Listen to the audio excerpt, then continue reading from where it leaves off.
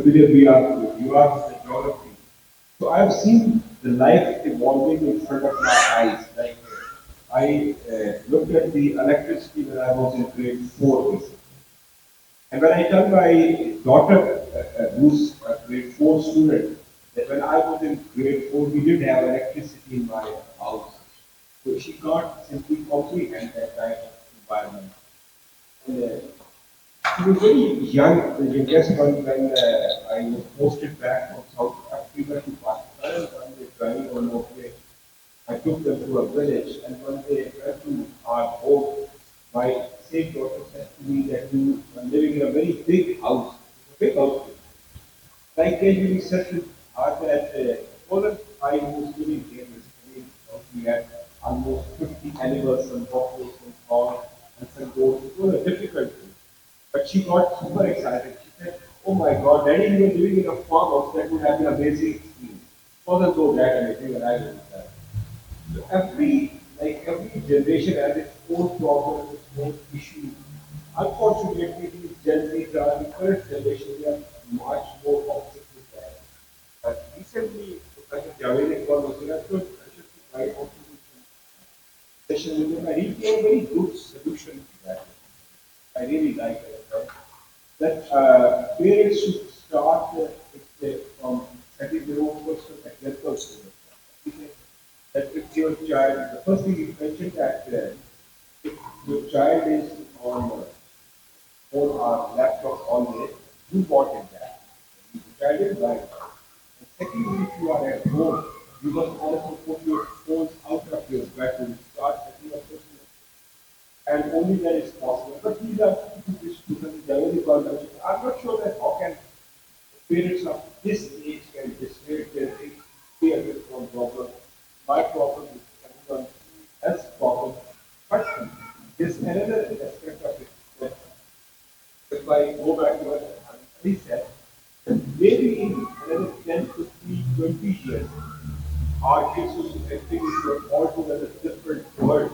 That world would be all about AI, that world, all about robots, all about data science. And if we like keep them away from those of maybe in 10, 15 years time when they really the time to ask people say that the jobs which are there, so many jobs will not be there in 15, 20. All these jobs, medical jobs, they will go. And maybe if we keep away our kids from that type of technology or things which are coming to this world now, they will not be even able to, once they move into a practical life, they will not be able to handle that. So all are trade-offs. Let's see how these are. So I think parental control is more to keep them protected from health perspective, but these things also have their own economics and uh, a limited exposure is also important. Okay, I'm like not as qualified speaker, but I'll give you some advice. Speaking as a child who played Roblox, who enjoyed Roblox. Alhamdulillah, Roblox is like, thank God the issue is Roblox, not nothing else, right? So it's not that big of an issue with parents actually doing That's all right. Just let me answer this, and this is a very simple one. What you're trying to do one-to-one on there, take him to different environment. Start with the library, see where he goes. Just follow his footsteps. The second one, take you to the house of a friend which he normally likes to go, and just see what he does there.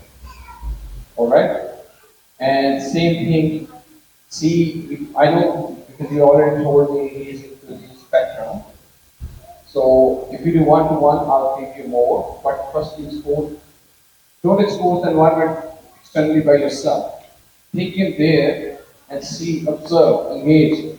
And then do that engagement. If you like to look at a book, for example, he picks a book, and the second book, same price, same. Buy one book and leave it in your lounge and see the magic happen. I did that. I was going to say the same thing. Oh, The only difference was that I was going to say that if he's really unwilling to go with you anywhere, I'm just saying, so if he's unwilling to go and then experience your environment, when someone says, I want to put on gift card, that seems like, oh, it sounds like I want $5, like, alright, that sounds good.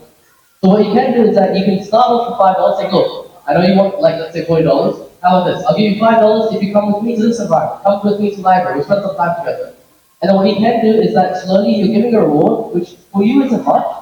For him it feels like a lot because it's one step forward. And also you get to let him experience different environments. It's a transaction. You can make a transaction between him, that way he's also excited to go with you as well. And start with something small, don't give everything at once. Start with something very small. And that way, slowly, with the year, with proper, practice and balance, you can slowly introduce him to new things that he'll start liking instead. If you get a kid comes and they just somebody's bullying, and it's happening in the school, and school has system, but as a parent, what can I do? Yeah, so you said that your son is 13 years old, right? Okay.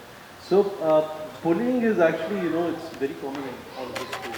The only thing you can do right now is build resilience within your son, how to cope the bullying. Okay, and it's about uh, reporting it, reporting it to the teachers. And yes, it's very good that he was very open with you and he communicated with you. And now it is actually your onus is on you as well that how you are going to take it forward. You need to also go and report it to the authorities. Uh, my son, now, Alhamdulillah, he's going to turn 17. He also faced, and I've lived in many countries other than Australia. I've lived in the Middle East as well. I've lived in Pakistan. He faced bullying while being in Middle East over there. And there were a lot of cultures over there. People from the US, there were people from Canada, there were people from the Middle East as well. And what we did, and that was the first time, he was my eldest son, and we never had such an issue before. Because when we were young and we used to face this so-called bullying, that was actually a joke at that time. Actually, it was bullying, but it was a joke at that time, and we just got older and older and got much more stronger after just listening to people. So how I dealt with that situation, how we dealt with that situation is, yes, we reported to the authorities and then we actually asked our son to mingle with other people because not everybody is going to be able to. So to mingle and make friends with other students who are actually not. Okay? And also build some resilience because these are the things that is going to build resilience within your son or the resilience within your children. It's very common. And yes, that might be also one of the reasons that he is going into depression. But what you can do is, yes, encourage them more and more and talk to them more and more. Devices, I don't know how much devices they use because depression also comes in through comparison. Okay? And in devices, they look at, okay, that guy has this device, and within the devices, when they go on the social media, you don't know what is there. They start comparing. These are some of the things, actions that you can take. Okay, I hope that makes sense. Thank you. Yep. Things, ma'am, one thing which you yourself mentioned and one Ahmed sir also mentioned, and I would like to emphasize this for the ladies also. I was just looking at one of the photographs behind this, and probably there's a poster on which it's written that the parents should handle their kids with persistence, something like that. But the thing which you just mentioned here, I would like to emphasize that point basically. You just mentioned encouragement. Ma'am, my mother passed away 10 years back and we are 7 brothers, sisters. And I can tell you one thing that I mentioned earlier that I come from a very small city. But all my 7 brothers, sisters made to the remarkable achievements in the world basically. And I saw one thing in my mother that she was always encouraging her children very much. Even with the kids who could score like C grades in matric or medal, she was telling them that my girl will become a doctor.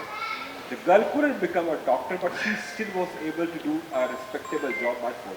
In as this gentleman was mentioning about the problem of the IT, my mother used to talk to the kids every night after like dinner for a couple of hours, I would say. She was listening to our small problems like what happened in the school, how was your friend, but she was continuously engaging with the kid. So encouragement and talking, I believe, with the kid, that can do amazingly good. Thank you. Yeah, I just I'll just be very brief. Okay, so with my oldest son, He was very aggressive when he got home, but with my youngest son, all I say to him, if you have a bad day, you don't have to tell me, but if you have, come home and give me a hug. If you feel comfortable, then tell me what the story is. And then he'll open up. With my oldest son, if he got bullied, he'd fight back. And I didn't want him to do that because he'd get angry. With me, I suffered bullying because I went to school in the 70s and 80s and they used to call me black this, black that, because everyone was white. There were no Muslims, there were no Vietnamese, there were no Asians, and they used to follow me home. I'm not talking one, I'm talking 10 or 20 and 30 at a time, and because my mum wore a dupatta, I got it even more. So you first have to have an emotional connection, a hug or something, and then work from there. No, that's just let me add something. And as Qamar Sahab mentioned, and also as Brother Naeem also mentioned, uh, talking with your kids at night, especially, and this is the practice that I also do, specifically about gratitude, being thankful, okay, for the whole day. Okay, just start this practice, I would say, and I would encourage all parents to do that. Whatever age your kids are of, start by talking to them that, okay, what are you thankful to Allah about in the whole day? That actually completely shifts the perspective. You know. And like he said that he would ask his younger son to give a hug. What I would do with my children is that, or what my wife did was that actually she used to take them out to park after school. She used to take them out to the park. So all of the frustration of the children, it gets out over there as well. Excellent. And then they come back. Thank you. Very practical. Everybody said beautifully. Very practically.